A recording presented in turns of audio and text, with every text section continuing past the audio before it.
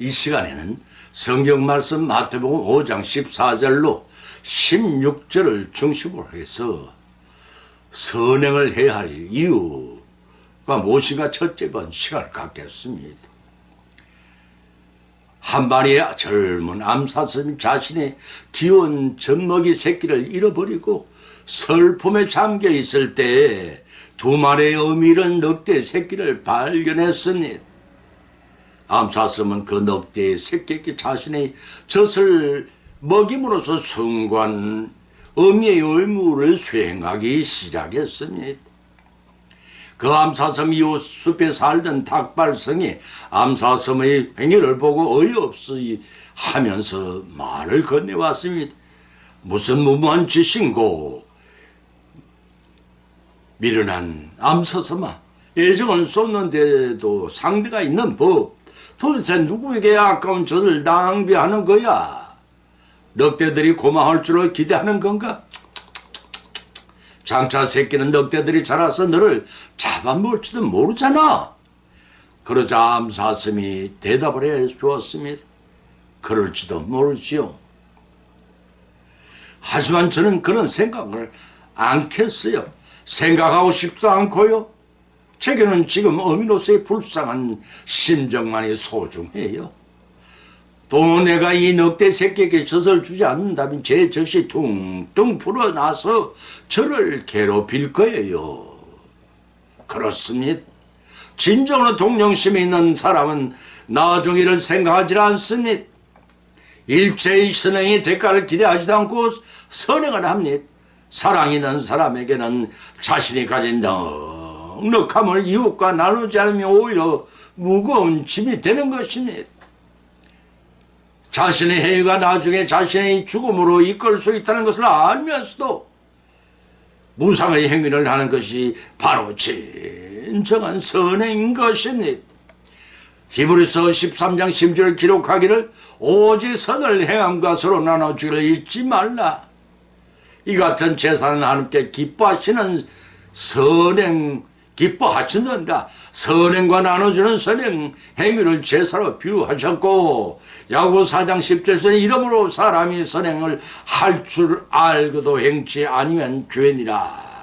그 베드로전서 2장 15절과 3장 11절 17절에도 밝혀주고 있습니다. 오늘은 성도가 선행해야 할 이유가 무엇인지를 본문의 말씀을 상고하는 가운데 성령님으로 풍성한 은혜 받는 귀한 시간이 되시기를 예수님의 이름으로 축원드립니다. 첫 번째는 선행하는 이유는 하나님께 영광을 돌리기 위해서라고 했습니다. 본문의 말씀 마태복음 5장 14절로 16절을 찾아보면 너희는 세상의 빛이라 산 위에 있는 동네가 숨기지 못할 것이요 사람이 등불을 켜서 발 아래 두지 아니하고 등경 위에 두라니 이러므로 지방 사람에게 비추느니라. 이같이 너희 빛을 사람 앞에 비치게 하여 너희 착한 행실을 보고 하늘에 계신 너희 아버지께 영광을 돌리게 하라고 하셨습니다. 우리나라 속담에 그 아비의 그 자식이니 그 어미의 그 딸이란 말이 있습니다. 또 붕어빵이란 말도 있습니다. 근본으로 속일 수 없다는 것이요 닮지 않을 수가 없다는 말이기도 합니다. 우리가 73억 인구 중에서 택함을 받은 하나님의 자녀들이라면은 그 아비가 어미를 닮는 것처럼 성도들로 하나님의 성품을 닮는 것이 너무나 당연한 것이 아니겠습니까? 창세기 2장 26절로 28절에 기록하기를 하나님이 가라사대 우리의 형상을 닮은 우리의 모양대로 우리가 사람을 만들고 그를 바다의 고기와 공중의 새와 육척과 온 땅에 기는 모든 것을 다스리게 하자 하시고 하나님이 자기의 형상 곧 하나님의 형상대로 사람을 창조하시되 남자와 여자를 창조하시니라. 하나님이 그들에게 복을 주시면 그들에게 이르시되 생육하고 번성하여 땅에 충만하라. 땅을 정복하라. 바다의 고기와 공중의 새와 땅에 움직이는 모든 생물을 다스리라고 하셨습니다. 인간을 창조하신 하나님의 기쁨은 장가든 사람이 자기를 닮은 첫 아들을 얻는 기쁨에 전혀 비할 수가 없을 것입니다. 생명이 빛이신 하나님은 태양의 빛을 받아 비추는 달과 같이 사람이 하나님의 생명을 받아 죄악 세상의 어둠을 비추는 빛과 같이 행하기를 바라셨습니다. 요한일서 1장 5절로 7절을 쳐다보면 기록하기를 하나님은 빛이시라 그에게는 어둠이 조금도 없으시니라. 만일 우리가 하나님과 사귐이 있다 하고 어둠 가운데 행하면 거짓말을 하고 진리를 행치 아니함이거니와 저가 빛 가운데 계신 같이 우리가 빛 가운데 행하면 우리가 서로 사귐이 있고 그 아들 예수님의 피가 우리를 모든 죄에서 깨끗하게 하실 것이라고 했습니다.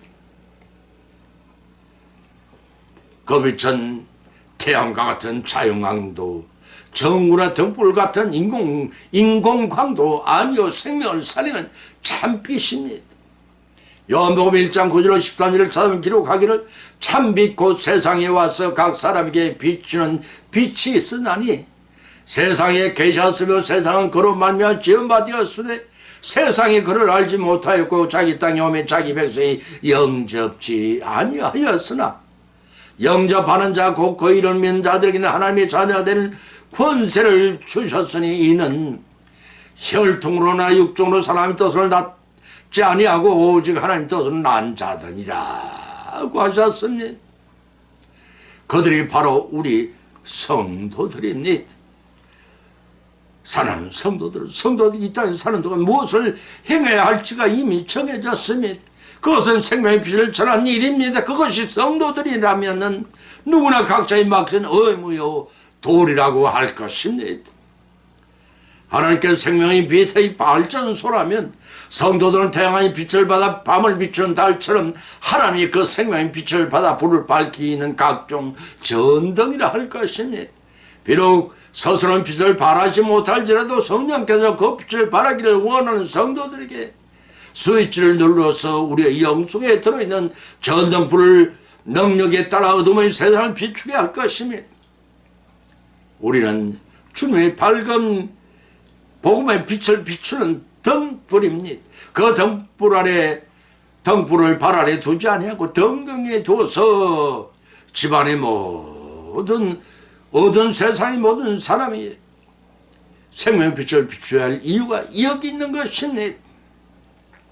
이러한 선행을 통해 천하보다 더 귀한 한 생명을 구함으로써 하나님의 영광을 나타내는 저와 여러분의 선행하시는 여성이 되시기를 예수님의 이름으로 간절히 축원을 드립니다. 두 번째는 왜 선행하는가? 하나님이 일한 대로 갚아주시기 때문이라고 했습니다. 고린도전서 3장 12절 15절을 찾아보면 만일 누구든지 금이나 은이나 보석이나 나무나 풀이나 집으로 이 터 위에 세우면 각각 공력이 나타날 때인데 그 공력이 그날의 공력이 밝히리니 이런 불로 나타내고 그 불이 각 공력의 사람의 공력이 어떠한 것을 시험할 것입니다. 만일 누구든지 공력이 거들어 있으면 상을 받고 누구든지 공력이 불타면 해를 받으리니 그러나 자기는 그들 어때 불 가운데 얻을 것과 같으리라 하였으며 또 계시록 20장 12절은 보라 내가 속히 오리니 내가 줄 상이 내게 있어 각 사람에게 그의 일한 대로 갚아주리라고 하셨습니다. 사랑하는 성도 여러분, 우리는 지금 그리스도의 터 위에 무엇으로 경력을 쌓고 계시는지요? 주님 말씀은 전한다면서 정작 자신의 학식과 언변을 등을 드러내기를 좋아하고 하나님을 의지하지 않는 껍데기 신앙으로 공력을 쌓아가고 계시지는 않으신지요? 잘못된 동기에 세워진 것이 아닌지 잘못된 방법으로 세워진 공력은 아니를 돌이켜봐야 합니다. 그것은 불심에 타 없어지는 믿음의 건축자재이나 아니냐로 판결이 나게 될 것입니다. 특히 본문의 저자 사도 바울은 교회의 지도자들과 성도들이 그들의 행위에 따라 마지막 때의 상급과 심판을 받게 될 신앙의 자기 집 건축자들을 무엇으로 사용할 것이냐를 통해서 교회의 지도자들인 교회를 성도들에게는 자기 신앙의 집을 어떻게 세워 나가야 할 것을 경고하면서 어떤 신앙의 건축자들을 쓸 것인가를 밝히 제시하고 계십니다. 성경은 주님 위에 성도들이 각기 세울 영적 집의 건축자를 두 가지 종류로 구분하고 있습니다. 첫 번째는 검은 보수로 재료하는 집입니다. 영구적이요 아름다우며 가치가 있는 집입니다. 구하기 어렵고 순수하고 가치가 있으면 하나님의 진리를 상징합니다. 불같은 시험을 당할지라도 불에 타서 없어지지 않는 집입니다. 둘째는 나무와 집과 풀로 재료로 삼아 지은 집입니다. 일시적이고 아름다울지 모르지만 큰 가치가 없습니다. 그것은 구하기가 쉽고 불을 시험에 타고 없어질 헛된 세상 지혜와 잘못된 교리를 상징합니다. 이 교훈의 말씀은 누가복음 6장 48절에서 49절에 기록된 반석 위의 집과 모래의 집을 연상하게 합니다. 예수님께서 말씀하시길 집을 줄 때 깊이 파고 주초를 반석에 놓은 사람과 같으니 건물이 나고 탕류가 그 집에 부딪히되 잘 지은 영으로 능히 요동치 못하였거니와 듣고 행치 아니하는 자는 주초 없이 허기에 지은 집은 사람과 같으니 탕류가 부딪히며 집이 곧 무너져 파괴됨이 심하니라고 하셨습니다.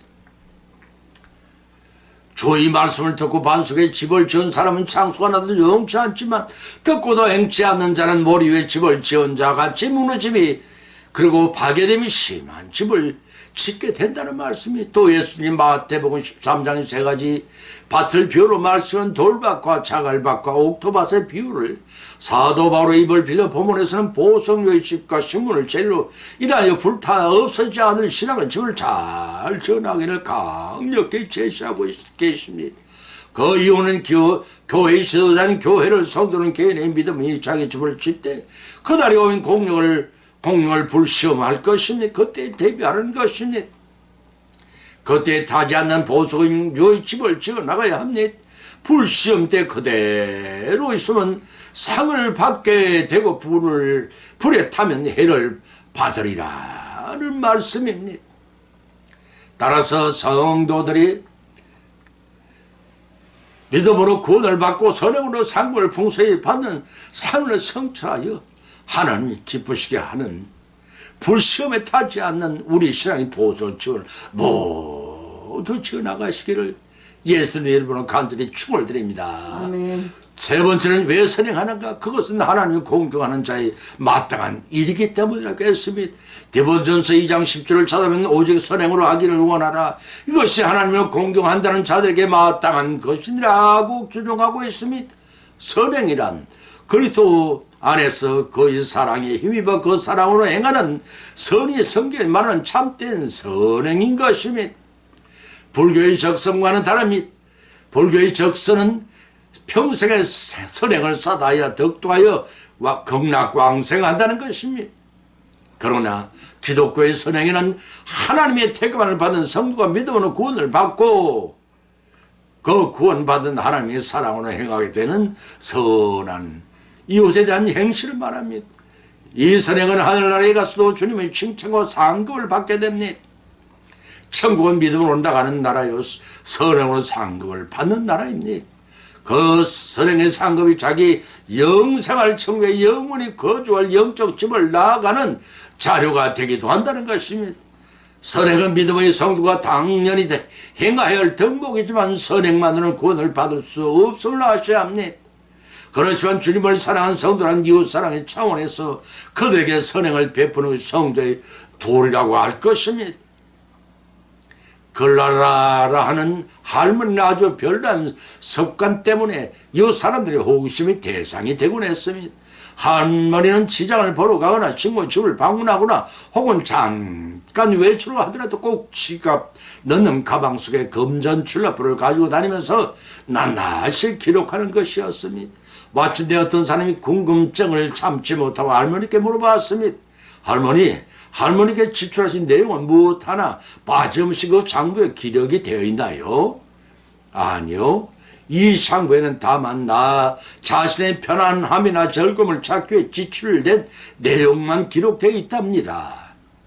할머니의 편안함을 위해 지출된 것이라니요? 그러니까 이를테면 버스를 타기 싫어서 택시를 탔거나 혹은 몸치장을 위해 지나친 지출을 하였을 경우 그 내용을 이 장부에 적어 넣는 것 등이죠. 그런 걸 적어서 뭘 하시게요? 내가 나의 편안함인 즐거움을 찾는 동안에 다른 사람이 그만큼의 고통을 받고 있다는 생각이 들었어요. 그래서 나 자신이 쓴 돈이 얼마인지를 계산한 다음 그만큼의 돈을 고아원에 양로대에 보내기 위해서 이렇게 하나씩 기록을 한답니다. 무엇이라도 잘못된 것이 있나요? 손뭉치로 뒤통수를 맞은 데 멍하니 서 있는 그를 뒤로두고 글라다 할머니는 총총히 큰 길로 사라져갔습니다.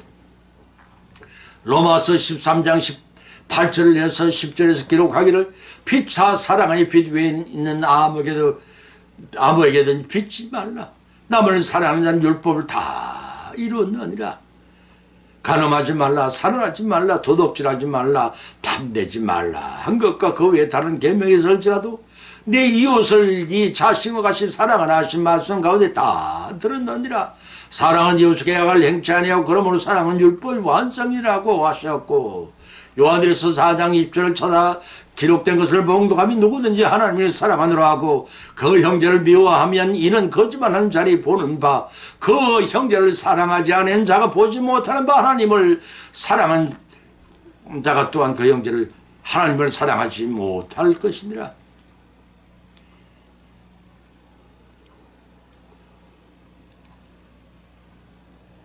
하신 말씀을 명심하시기 바랍니다. 본문에서 저자 사도 바울의 입을 빌려 예수님의 선행으로 행하기를 원하라 하셨습니다. 여기서 선행이란 신앙의 아름다운 열매를 가리킵니다. 값진 옷이나 장식품으로 자신을 단장하는 것보다 더욱 하나님께 기뻐하시고 받으실 많은 것이 선행입니다. 특히 선행은 그리스도인이 여인이 지니신 최대의 신앙의 장식품이 되기를 바랍니다. 타인의 인정과 사랑을 받기에 충분합니다. 그러나 그 여자를 교만케 하는 것은 미모이고 존경받게 하는 것은 덕성입니다. 적어도 자신의 외모 이상으로 자신의 내면에 있는 영적이고도 도덕적인 면을 개발하고 가꾸는 일에 더 신경 쓰는 것이 바람직한 것이라고 할 것입니다. 여기서 선행은 아름다운 열매를 가리킨다고 다시 한번 강조해야겠습니다. 만일 이 두 가지를 겸비한다면 더할 말할 나이가 없는 영적인 아름다운 열매를 맺게 될 것입니다.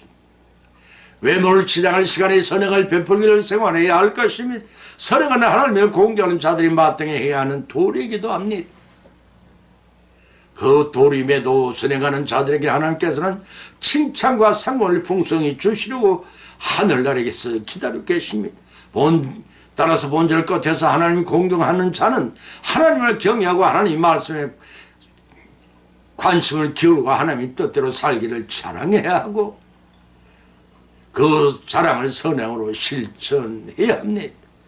하늘나라에서는 실천 선행이 상급으로 바뀌고 그 상급은 천국에서 영원히 우리가 살아갈 영적인 집을 만들어가는 건축의 재료가 됩니다. 이 사실을 아시고 남은 생애 동안 선행을 많이 쌓아나시기를 주님의 이름으로 축원을 드립니다. 결론을 맺습니다. 오늘의 본 말씀 상관 가운데 피차의 풍성한 은혜를 받고 또한 세 가지 교훈을 반줄합니다. 첫째는 성도가 선행해야 할 이유는 하나님께 영광을 돌리기 위해서라는 것입니다. 두 번째는 성도가 선행해야 할 이유는 하나님께 행한 대로 갚아주시기 때문입니다. 세 번째는 성도가 선행해야 할 이유는 하나님을 아는 자가 마땅히 행하여야 할 일이라는 것입니다. 이러한 교훈의 말씀 받은 것도 그렇지 말고 우리들의 실생활 가운데 실천하심으로 풍성한 선행을 쌓아나가서 주님께 칭찬과 상원을 풍성히 받고 쌓여진 선행이 건축 자료가 되어서 자신의 영생을 살아가는 영적 보석의 집을 주량하게 전하시는 저와 여러분 되시기를 예수님의 이름으로 간절히 축원을 드립니다. 아멘. 찬송가 204장을 올리겠습니다.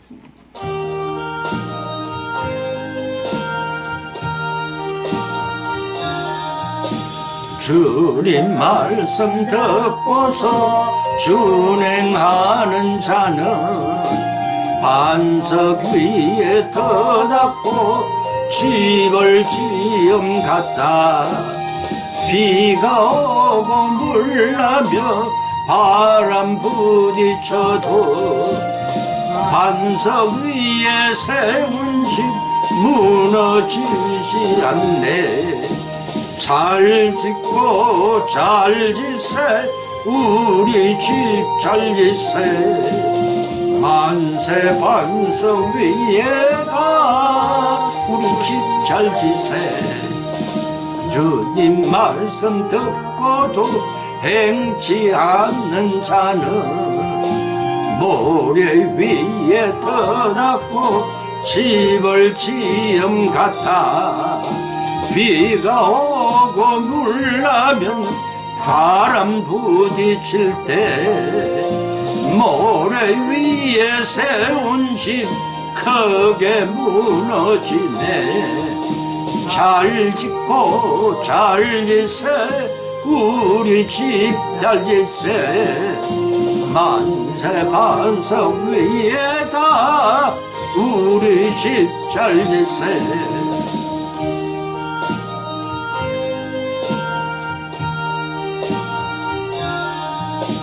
세상 모든 사람들 집을 짓는 자니 반석 위가 아니면 모래 위에 짓네 우리 구주 오셔서 지은 상을 줄 때 지은 숲로 따라서 영영상을 주리 잘 짓고 잘 짓세 우리 집 잘 짓세 만세 반석 위에다 우리 집 잘 짓세